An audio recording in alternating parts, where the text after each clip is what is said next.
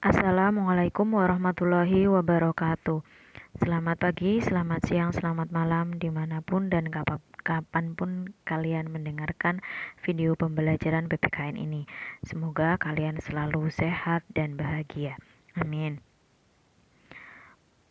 Untuk pembelajaran bab yang kedua, yaitu peran norma dalam mewujudkan keadilan. Nah, di situ kalian bisa membuka buku paket kalian halaman 33. Di situ judulnya Norma dan Keadilan. Nah, ini mungkin sedikit berbeda ya dengan judul yang Ibu tulis di sini, tapi sebenarnya sama tujuannya.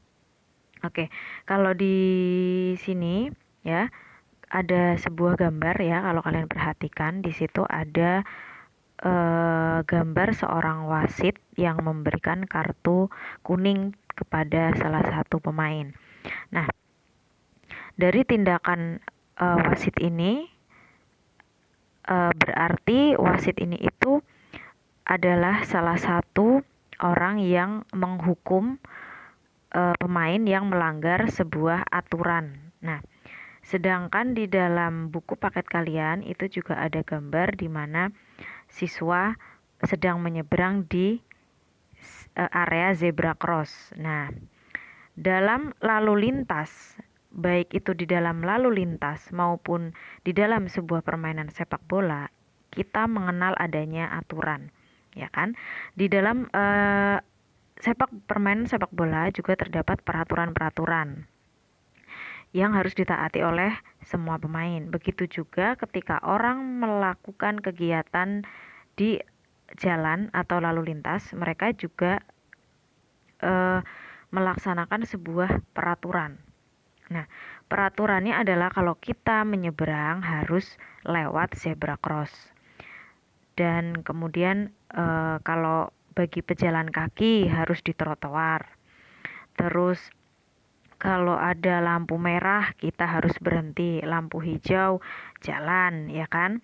Nah, itu semua adalah aturan-aturan yang harus kita taati, entah itu lingkupnya di lalu lintas ataupun kalian itu di dalam sebuah permainan. Bahkan kalian pun kalau mainan anak-anak itu kan kadang kalian juga ada permainan dalam game kan. Nah, permainan dalam game itu sendiri juga ada peraturan-peraturannya. Nah, jadi sebenarnya manusia itu tidak ada yang bebas. Manusia itu selalu diatur oleh sebuah aturan. Nah, di sini Ibu akan menjelaskan bahwa aturan dan norma itu mirip, ya. Jadi di sini aturan dan norma itu mirip.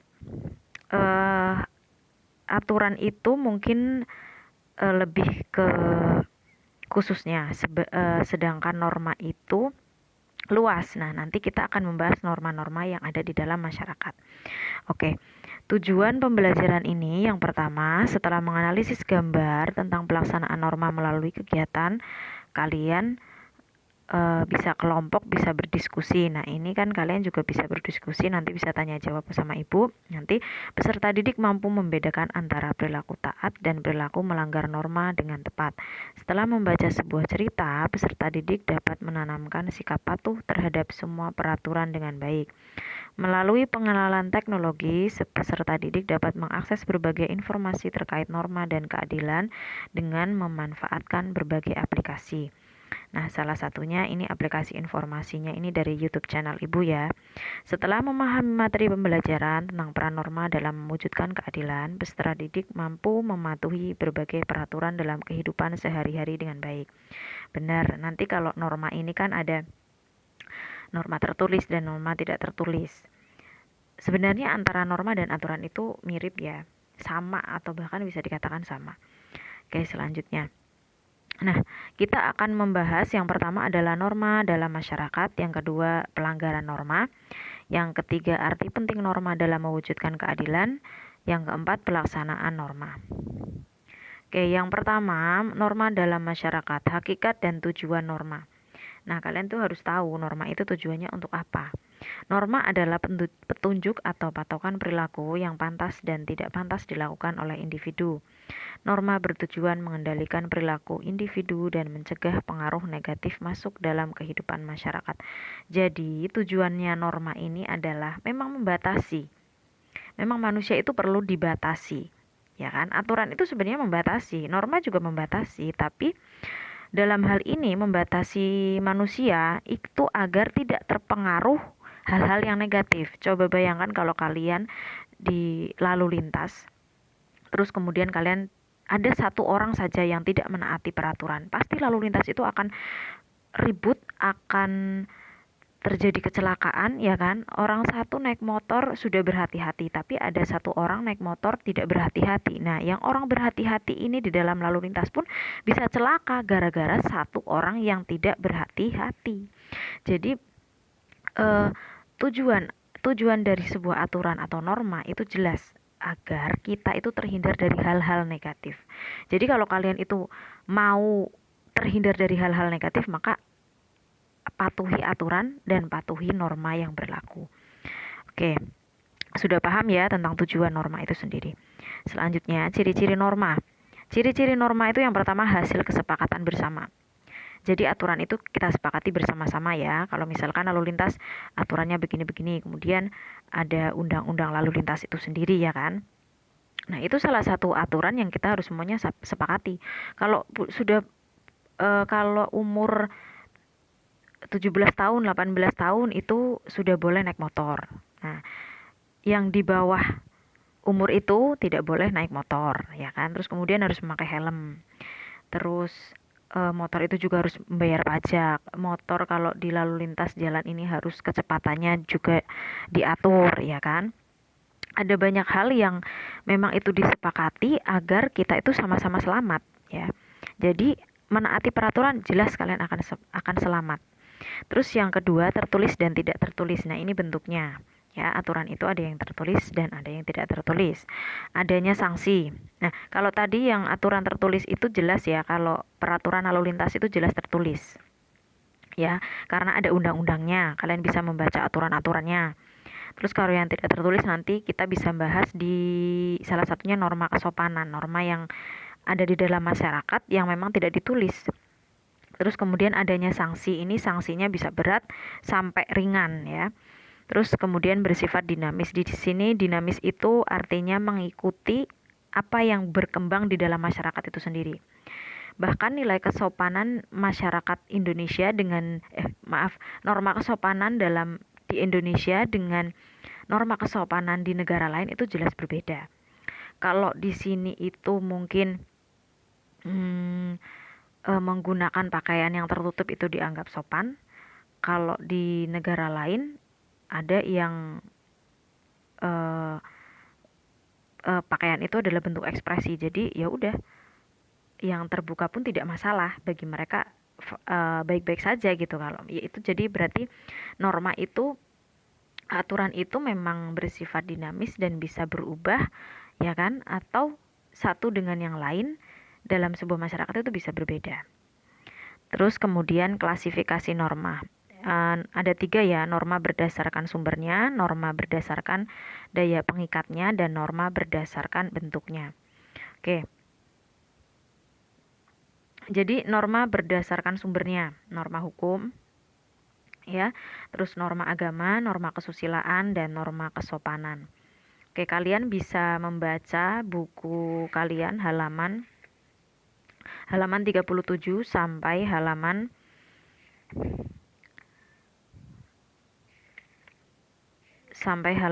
44. Nah, itu nanti kalian baca, kalian pahami. Ya, kalau norma agama itu jelas bersumber dari kitab suci ya kan. Bersumber dari wahyu ada juga. Terus norma kesusilaan itu bersumber dari hati nurani manusia, karena di dalam hati kalian, nah di dalam hati manusia, kalau manusia itu pasti punya hati nurani. Hati nurani ini selalu menuntun kita untuk berbuat yang baik. Misalkan kalau kalian mau mencuri, pasti hati nurani kalian itu ada yang berkata. Hati nurani ini juga disebut bisikan hati yang baik.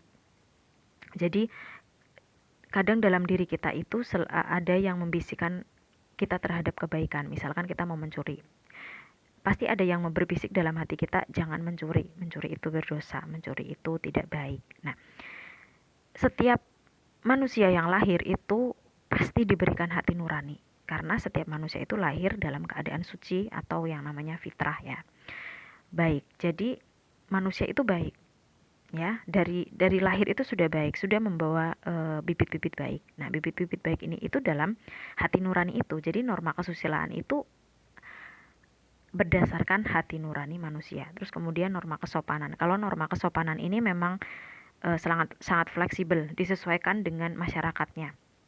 Kalau dalam suku Jawa misalkan ya, orang-orang Jawa, norma kesopanannya itu adalah menggunakan kerama inggil terhadap orang yang lebih tua misalkan. Itu juga norma kesopanan, karena setiap suku di Indonesia itu punya nilai-nilai tersendiri tentang nilai kesopanan itu. Ya kalau kita dengan orang tua ya harus menghormati. Terus kalau misalkan pada saat kita bertamu, ya kan, kita harus mengetuk pintu dulu, terus mengucapkan salam atau memanggil namanya, ya kan.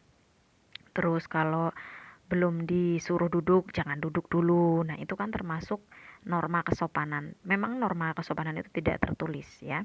Terus yang keempat adalah norma hukum. Kalau norma hukum itu jelas ya. Norma yang bersumber dari pemerintahan atau orang yang berkuasa.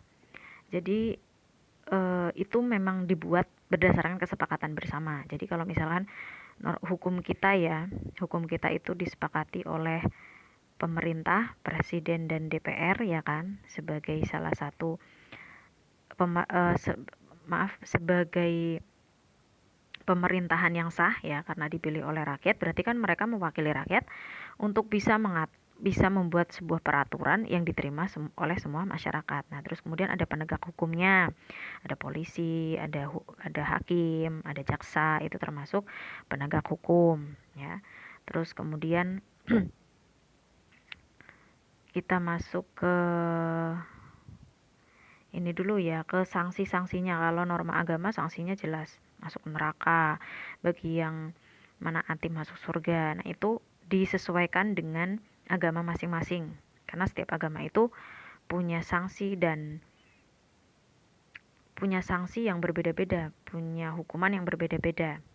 Terus kemudian kalau norma kesusilaan itu sanksinya itu merasa bersalah, menyesal, ya kan. Kalau kita sudah melakukan sebuah kesalahan atau melakukan dosa, kita itu akan merasa bersalah. Karena kadang kita itu sendiri pun menghukum diri kita sendiri. Kita juga merasa depresi, stres ya kan. Karena kita sudah, misalnya kalau kita sudah korupsi, hidup kita tidak tenang. Ya itu juga suatu hukuman bagi kita. Jadi badan kita itu, diri kita sendiri itu menghukum diri kita juga, karena telah melakukan sebuah kesalahan, karena telah melakukan sesuatu yang tidak sesuai dengan hati nurani. Nah, otomatis diri kita itu menghukum kita, merasa menyesal, hidup tidak tenang, tidak nyaman, ya kan, stres, depresi, itu juga termasuk hukuman untuk kita. Terus yang norma kesopanan itu biasanya sanksinya adalah digunjing ya kan, dijauhi teman, terus diejek juga bisa, atau kalau yang sampai ekstrim itu sampai diisolasi, intinya dikeluarkan dalam sebuah kelompok masyarakat, karena kan dia sudah tidak sesuai, tidak